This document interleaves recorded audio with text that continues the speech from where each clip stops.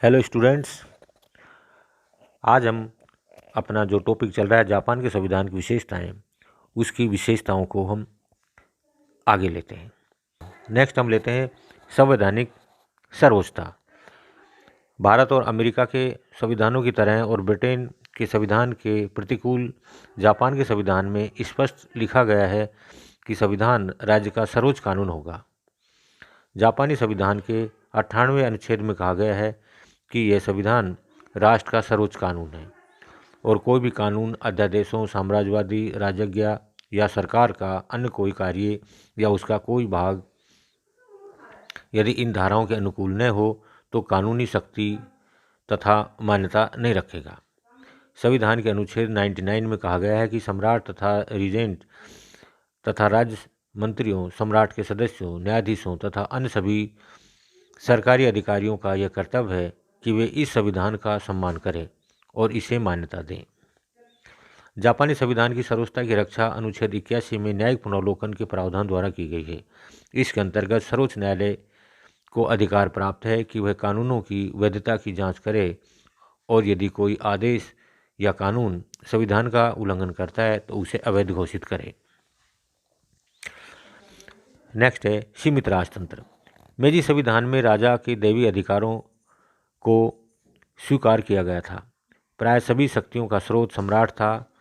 सम्राट सूर्य का वंशज माना जाता था और शासन व्यवस्था में मुख्य कील के समान था। मेजी संविधान की प्रमुख विशेषता यह थी कि उसने निरंकुश राजतंत्र की स्थापना की थी और सम्राट को पवित्र तथा अन्यक्रमित माना गया था।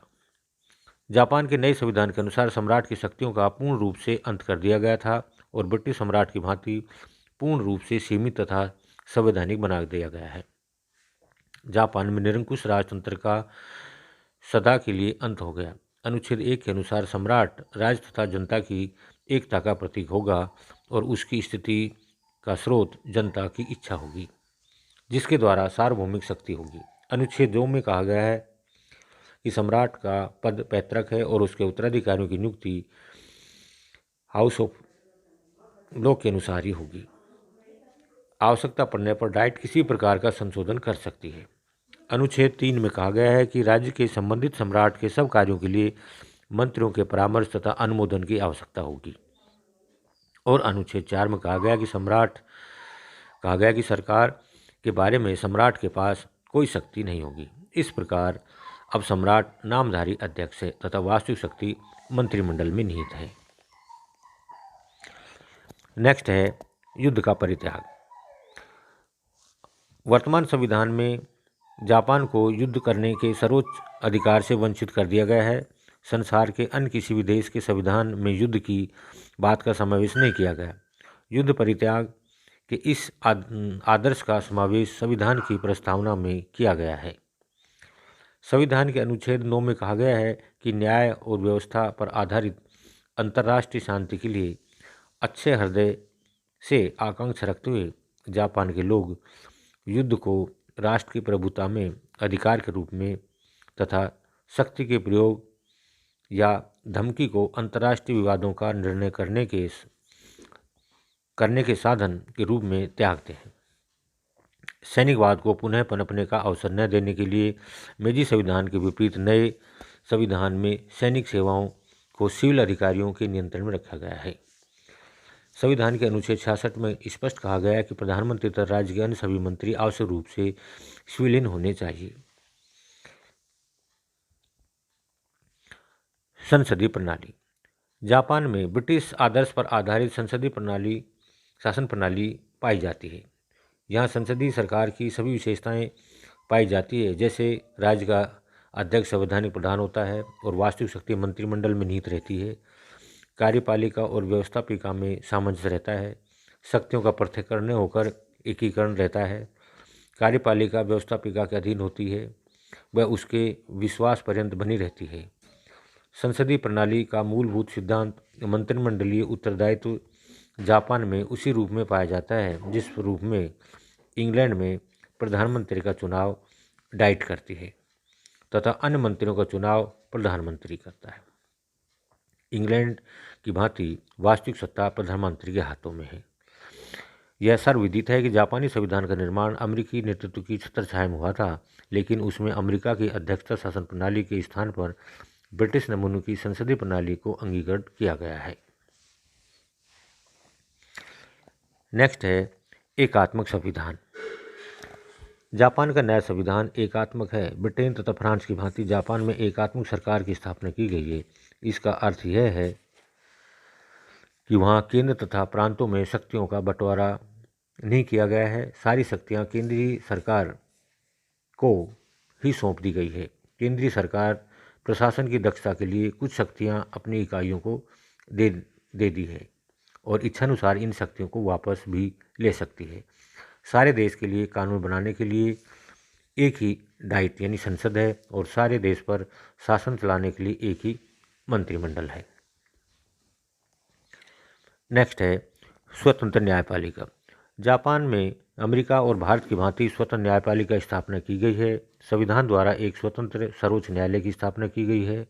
न्यायालयों के न्यायाधीश केवल महाभियोग द्वारा ही अपने पद से हटाए जा सकते हैं और उसके कार्यकाल में उनके वेतन में कमी नहीं की जा सकती। न्यायपालिका को किसी अंग तथा अभिकरण की अंतिम शक्ति नहीं सौंपी गई है। सभी न्यायाधीश अपने कार्य में स्वतंत्र हैं। अनुच्छेद 76 के अनुसार न्यायाधीशों को अपने अंतःकरण के अनुसार कार्य करने की पूर्ण स्वतंत्रता है और वे केवल संविधान द्वारा कानूनों के अधीन हैं। संविधान के अनुच्छेद 81 के अनुसार न्यायिक पुनर्लोकन की भी व्यवस्था है अथवा सर्वोच्च न्यायालय संविधान का रक्षक है और डाइट द्वारा पालित कानूनों की ही संवैधानिकता की जांच का अधिकार रखता है। जापानी न्यायपालिका की यह एक प्रमुख विशेषता है कि न्यायाधीशों की नियुक्ति पर जन साधारण या सामान्य निर्वाचन में अनुमोदन प्राप्त है। इस प्रकार भारत की व्यवस्था भारत और अमेरिका व ब्रिटेन में उपलब्ध नहीं है। नेक्स्ट लेते हैं अगला पॉइंट, मौलिक अधिकार तथा कर्तव्यों की व्यवस्था। संविधान में जनता के अधिकार व कर्तव्यों की चर्चा तीसरे अध्याय में की गई है और 10 से लेकर 40 तक वे अनुच्छेदों का संबंध इसी महत्वपूर्ण विषय में है। संविधान में घोषणा की गई है कि ये अधिकार शाश्वत तथा अलोंघनीय हैं तथा वे स्वयं ही संविधान द्वारा प्रदान किए गए हैं। संविधान द्वारा प्रदत्त अधिकारों की सूची बहुत लंबी है। भाषा और व्यक्तित्व की स्वतंत्रता, गैर कानूनी बंदीकरण से मुक्त होने की स्वतंत्रता, शिक्षा प्राप्त करने का अधिकार, धार्मिक स्वतंत्रता, विभिन्न अधिकारों की व्यवस्था संविधान में की गई है। संविधान प्रजाजनों के काम करने पाने के लिए ही इनकी मान्यता दी गई है। संविधान में कुछ कर्तव्यों की व्यवस्था है। संविधान के अनुच्छेद 50 के अनुसार यहाँ व्यवस्था है कि प्रजाजन कानून द्वारा निर्धारित करों का भुगतान करेंगे।